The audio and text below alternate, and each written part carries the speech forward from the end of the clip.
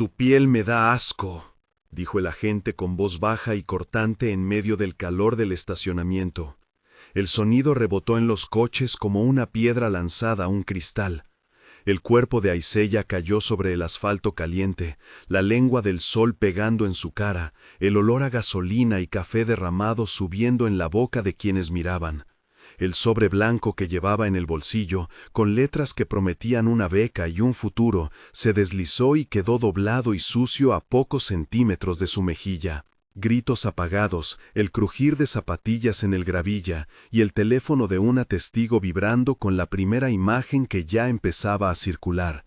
Isaiah Brown, 17 años, estudiante de bachillerato, futuro ingeniero e hijo único, se encontró de repente reducido a la sospecha más antigua y más cómoda de los que vestían uniforme. Un oficial le empujó la cara contra el suelo mientras otro sostenía las manos de Isaiah con fuerza.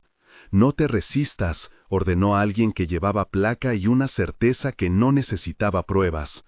El joven intentó explicar una sola palabra, recibo, pero la palabra se perdió entre la gasolina y la autoridad. María Vega, la empleada de la tienda, salió con el tablet en las manos gritando que el comprobante estaba en la nube y que había marca de hora. Ana Torres, la mujer que filmó la primera escena, gritó desde la acera mostrando la pantalla iluminada. La multitud se partía en dos, curiosos que apuntaban y otros que reprimían el impulso de intervenir. 10 minutos después, lo que había empezado como una suposición se convirtió en un vídeo que circuló y en una investigación que nadie en ese momento podía prever. Quédense hasta el final porque lo que pasó después cambió la vida de Isaiah y puso a toda una agencia bajo la lupa.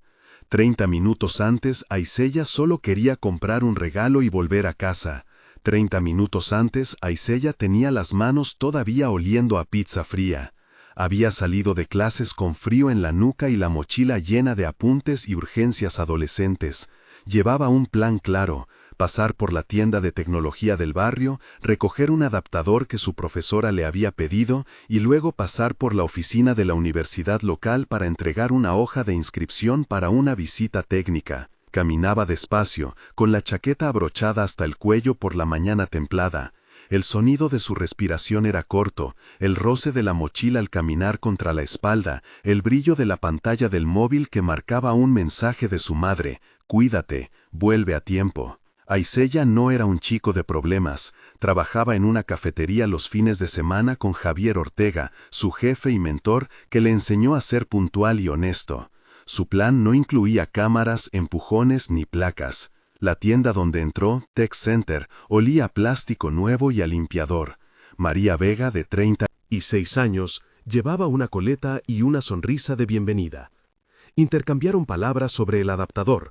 Ella le entregó la caja y le imprimió un recibo con el nombre completo y la hora. «Ten cuidado», le dijo María. «Suerte en la visita a la universidad», añadió con un guiño. Isaiah pagó con tarjeta, vio cómo la máquina imprimía el comprobante y guardó el papel con cuidado, pensando en la pila de documentos que aún tenía en la mochila. Esa pequeña rutina, ese gesto mínimo, iba a ser la prueba que sostendría su inocencia, aunque nadie aún lo supiera. El papel tenía un timbre de hora, 11:12. La cámara de la tienda registró su rostro. Ana Torres, que pasaba en bicicleta, notó cómo Isaiah sonreía al recoger su teléfono y alargar la mano para saludar a un amigo. Era solo un chico que hacía lo que muchos hacen cada día, diría Ana más tarde. A las 11:37, la radio de la patrulla emitió una descripción vaga: joven con sudadera oscura, mochila, comportamiento nervioso. Nadie en la central había comprobado la cámara de la tienda ni los comprobantes. Un vecino había llamado diciendo que vio a alguien sospechoso en el bloque anterior. Thomas Reed, agente del departamento local y con historial de detenciones por reacciones rápidas e imprecisas, decidió actuar. Estas decisiones tomadas en segundos son las que convierten una suposición en un incidente. La descripción coincidía superficialmente con Isaiah, y la patrulla aceleró hacia el estacionamiento de la tienda sin solicitar confirmaciones. En segundos, la presencia se volvió confrontación, y la confrontación se volvió espectáculo. La llamada de atención fue una fricción mínima que creció en calor y ruido. «Ven aquí», dijo Reed mientras señalaba con la mano rígida. Isaiah se volvió confundido. ¿Puedo ayudarle?, preguntó con voz contenida. ¿Qué estabas haciendo?, dijo Reed.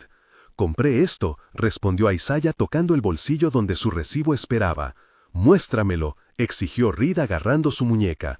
Las manos se tensaron. No, suélteme, intentó decir Isaiah. ¿Qué tienes en la mochila?, preguntó otro de los agentes. Solo libros, dijo Isaiah.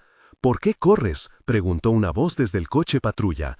No corrí, dijo Isaiah. Estaba aquí comprando. La discusión escaló. Bájate, ordenó Reed con una brutalidad contenida. ¿Por qué me tomas así?, imploró Isaiah. Porque eres exactamente lo que dijeron, respondió el agente con calma cortante. En ese intercambio de 12 respiraciones y miradas, la muchedumbre se acercó, cámaras se encendieron, el asfalto tembló bajo los zapatos. La sensación de injusticia se volvió palpable como un metal en la lengua. Momento de tensión 1. El tiempo se ralentizó. El calor del asfalto quemó la piel de Isaiah cuando su frente tocó la gravilla. Sentía el peso del uniforme como una losa, el aroma a sudor y cuero de los guantes, el sonido sordo de radios que pedían confirmación, el zumbido de los teléfonos, la lengua de su madre resonando en su cabeza, en un mensaje que no podía contestar. Pensó en los folios de su solicitud, en el nombre de su profesora, en la voz de Javier diciéndole que las oportunidades no vuelven. No podía respirar bien, su visión se nublaba con pequeños destellos, y la sangre en la boca sabía a metal. Todo su cuerpo gritaba a sus instintos de huida, pero su boca solo podía emitir la palabra comprobante. Era una humillación que quemaba más que cualquier golpe. El silencio que siguió a su palabra fue una habitación cerrada donde la única ventana eran las cámaras. Ana Torres corrió hacia el grupo, levantando su teléfono. «El recibo, mirad, tiene hora», gritó mostrando la pantalla donde la aplicación de la tienda estaba abierta con la transacción y la hora precisa. María se adelantó, respirando fuerte, sacó el tablet y tocó la factura digital con los dedos temblorosos. «Está en la nube, marcó las 11:12», dijo. «Esto prueba que él estaba aquí», añadió. Las voces se multiplicaron, el público se dividía en quienes exigían explicaciones y quienes tomaban partido por la autoridad sin preguntas. «Apártense», dijo uno de los agentes, «no interfieran con una detención en curso», afirmó con la legalidad como escudo. «Tienen que enseñar eso a su supervisor», dijo María. «Mirad, las cámaras lo confirman». La tensión subió con cada segundo. La humillación pública era doble, porque ahora, además de la violencia, había testigos que intentaban reparar la verdad. Momento de tensión 2. El recibo arrugado en la mano de María se convirtió en símbolo. La muchedumbre agolpada ofrecía rostros tensos y colores pálidos. Había un olor a gasolina, a sudor, a pan frío. El contacto físico de los agentes sobre Isaiah seguía siendo una presión constante en su espalda y hombros. Una mujer gritó que llamaría a un abogado. Un hombre mayor, el pastor Miguel Santos, se adelantó y puso la mano sobre el brazo de un agente con calma y voz grave. «A ver esos documentos», dijo, sin alzar la voz. Reed la apartó. «No te metas», contestó. La cámara de Ana tembló, las manos le sudaban. En el aire quedó la sensación de una línea que alguien había cruzado y que no habría vuelta atrás hasta que una autoridad mayor mirara los hechos. La detención fue hecha sin lectura de derechos formal, sin permitir una llamada y con un sentido de urgencia que buscaba encubrir la falta de verificación. En el coche patrulla, Isaiah sintió el frío del plástico y del metal, la luz del sol filtrándose por la rejilla de la ventanilla, el olor a desinfectante mezclado con el tufo de miedo. «Dime otra vez por qué estáis aquí», dijo un agente en el asiento delantero. «Compré un adaptador y una visita a la universidad», explicó Isaiah, la voz quejumbrosa. «¿Por qué no lo dijiste antes?», preguntó otro. «Porque no me preguntaron», dijo Isaiah. «¿Por qué corres cuando te ven?». «No corrí», replicó. «¿Tienes antecedentes?». «No», respondió. El intercambio fue tenso, repetitivo, con intentos de minimizar la culpa y afirmaciones que no se sustentaban. Ningún agente miró la nube de la tienda hasta que la grabación comenzó a circular en redes. La sensación de abandono se apoderó de Isaiah. Estaba rodeado, no por maldad personal, sino por un sistema que premia la reacción rápida por encima de la comprobación. Momento de tensión 3. En la comisaría, en la sala de detención temporal, la luz era blanca y cruda, las paredes frías al tacto, el eco de pasos en el pasillo y la impresora dejando caer folios con hojas que nadie leía. Isaiah fue colocado en una celda con barrotes de metal. La soledad allí era pesada como una piedra de río. Había un zumbido de fluorescentes y el olor de comida recalentada. Intentó llamar a su madre, pero cada petición fue respondida con un «más tarde» y un cierre de puerta. En la mirada de Isaiah apareció un miedo más profundo que el físico.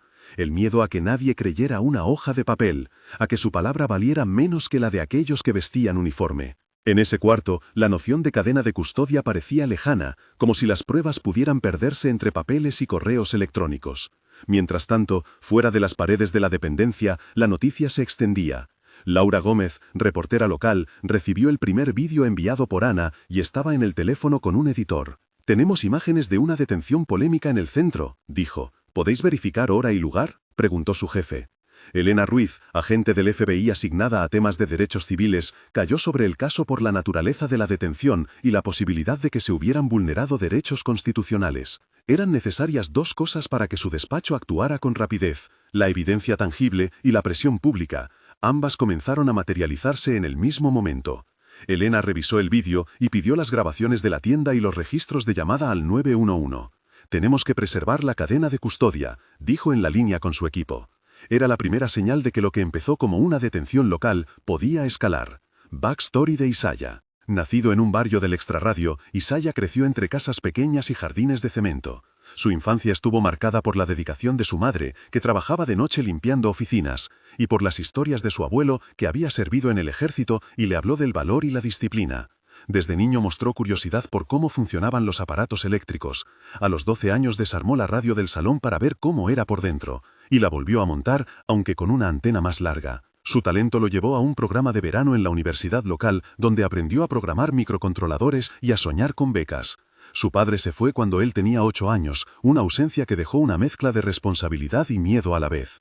En la escuela, Isaiah era conocido por su sonrisa tímida y por ayudar a los compañeros con problemas de matemáticas. Su vida cotidiana giraba entre estudiar, ayudar en casa y ahorrar propinas en la cafetería. El choque entre ese niño curioso y la imagen que algunos tenían de él por su color de piel era la tensión de una historia que llevaba acumulándose generaciones. Backstory de personajes secundarios. Javier Ortega, su jefe en la cafetería, era un hombre de mediana edad con paciencia de entrenador. Laura Gómez, la reportera, llevaba años buscando historias que conmuevan a la comunidad. Su instinto la empujó a seguir el caso. Pastor Miguel Santos, líder comunitario, conocía las fracturas del barrio y organizaba mesas de diálogo. María Vega, la dependienta, tenía historial de defender a clientes frente a abusos y fue la primera que sostuvo la prueba física. Ana Torres, la testigo que filmó, trabajaba en el turno de tarde y no concebía quedarse sin registrar lo que veía. Elena Ruiz, del FBI, era abogada de formación y había seguido casos de derechos civiles toda su carrera. Thomas Reed y Daniel Owens eran agentes con reputaciones distintas. Reed con reacciones rápidas y Owens con una carrera más profesional pero callada. Estos personajes formaban un mapa humano que reaccionó, cada uno a su manera, frente a lo que sucedía. El primer giro llegó cuando las redes empezaron a amplificar el vídeo y el recibo digital se volvió viral. La presión pública hizo que la oficina del sheriff pidiera una revisión interna, pero la familia de Isaiah exigió intervención federal. Elena Ruiz pidió formalmente las grabaciones, los recibos y la bitácora de radio. Su equipo anotó tiempos, verificó metadatos y aseguró la cadena de custodia de los archivos digitales para evitar manipulación. Al día siguiente, 10 agentes del FBI rodearon la comisaría local en una operación visible que sorprendió a la ciudad. La presencia federal no era un espectáculo, era la primera medida de una investigación por presunto abuso de autoridad y violación de derechos civiles. Reed fue apartado de sus funciones durante la pesquisa. La noticia saltó a primera plana y el debate público cambió de tono. Momento de tensión 4. La llegada de los agentes federales no calmó la sensación de amenaza. La confrontación escaló a un duelo institucional. En la sala de cámaras, mientras se revisaban las grabaciones, las diferencias en las versiones aparecieron con nitidez. Unos describían una supuesta evasión, otros mostraban a un chico confundido y con un recibo en la mano. Los metadatos del recibo digital eran contundentes: hora, IP de la tienda, identificación del terminal. Reed defendió su actuación diciendo que reaccionó con la información disponible. Elena le preguntó sobre protocolos de verificación. «Actuamos para proteger», dijo Reed. «¿Proteger de qué?», preguntó Elena. La tensión entre representaciones de seguridad y pruebas tangibles creó una ruptura que obligó al departamento local a abrir un procedimiento disciplinario. La audiencia pública que se organizó en el centro comunitario mostró la división de la ciudad y la magnitud de lo que estaba en juego. Aproximadamente en el punto en que la indignación del público era máxima, detenemos un momento para hablar con ustedes. Si al ver esta escena sienten rabia, tristeza o confusión, sepan que es una reacción legítima. Queremos escuchar su opinión. Cuéntenos, ¿qué fue lo que más les impactó de lo que acaban de ver? Responda empezando con «lo que más me chocó fue», para que podamos leer sus comentarios con claridad. Sus testimonios y experiencias guían nuestras historias y ayudan a visibilizar patrones. Compartir su sensación también sirve para reconstruir cómo reaccionar y proteger a quienes podrían encontrarse en la misma situación. Ahora, volvamos a la narración para ver cómo las pruebas cambiaron el curso del proceso y cómo la comunidad se organizó para exigir responsabilidad. La audiencia pública convocada en el gimnasio de la escuela local fue un punto de inflexión. Pastor Miguel Santos, Javier Ortega, María Vega y otras voces del vecindario se turnaron para hablar. Los testimonios de Ana y María fueron contundentes. La hora, la factura, la cámara. Laura Gómez presentó una cronología en su reportaje que unía las imágenes y los metadatos. Elena Ruiz expuso ante la prensa las incoherencias en la versión policial y anunció medidas inmediatas. Suspensión del agente mientras durara la investigación y recolección de datos. Los líderes locales exigieron políticas de supervisión y cambios en procedimientos de verificación antes de una detención. Reed pidió disculpas públicas ambiguas, pero la frase no mitigó la sensación de que alguien en posición de poder había dejado de cumplir con su deber. Las consecuencias institucionales empezaron a materializarse en acciones concretas. La Fiscalía abrió investigación por posibles violaciones de derechos civiles. El departamento local aceptó revisar sus protocolos y el Consejo Municipal aprobó una comisión de supervisión comunitaria con acceso para revisar quejas. La policía implementó medidas para mejorar la preservación automática de imágenes por 90 días y actualizó su protocolo de verificación antes de cualquier detención. Elena Ruiz y su equipo trabajaron en colaboración con la Fiscalía para presentar evidencias que demostraban discrepancias en el informe policial y corroboraban la cronología que protegía a Aizaya. La cadena de custodia de los archivos digitales fue asegurada y validada por peritos independientes.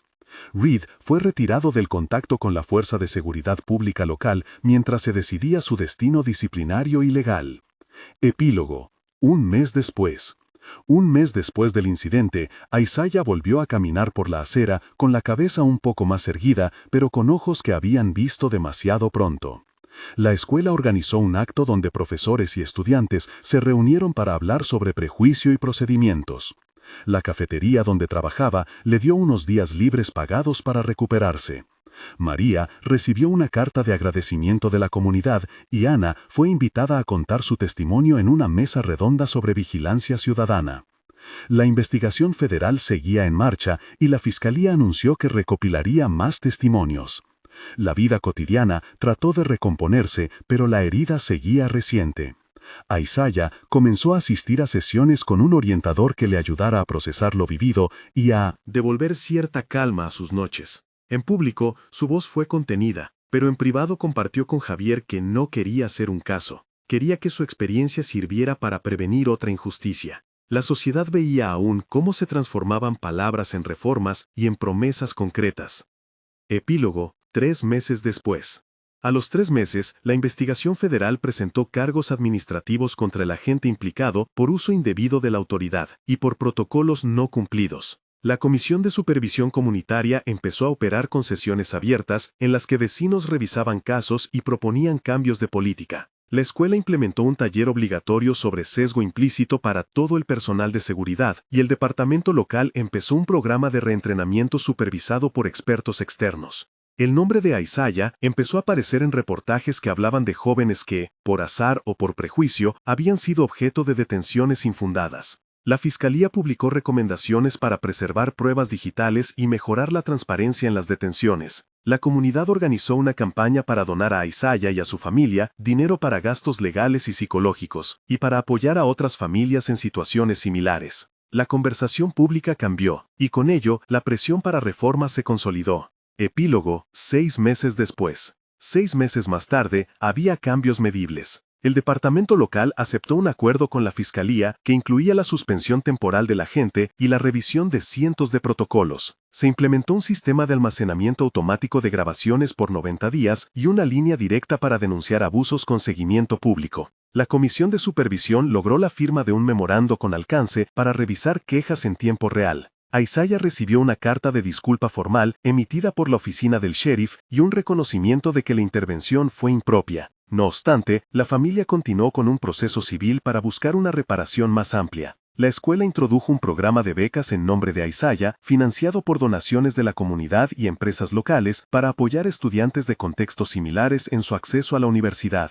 El caso inspiró un debate nacional sobre verificación previa a la detención y uso de evidencias digitales en procesos administrativos. Para Isaiah, la vida siguió con estudios, con terapia y con la sensación de que su voz había abierto puertas que antes estaban cerradas. Este caso dejó enseñanzas concretas y medidas aplicables. Prueba digital significa metadatos, marca de hora y cadena de custodia. Testigos con teléfonos son recursos, no pruebas definitivas sin verificación. Las autoridades deben verificar antes de actuar. Las comunidades deben organizarse para exigir transparencia. Si esta historia te provocó algo, comparte, firma peticiones locales, contacta a tus representantes y apoya las iniciativas que exigen políticas de verificación y supervisión. Comparte este video para que otras personas conozcan el caso, y si quieres estar al tanto de cómo evoluciona este proceso, suscríbete al canal y activa notificaciones. Justicia no es un favor que se pide, es un derecho. Derecho que se exige.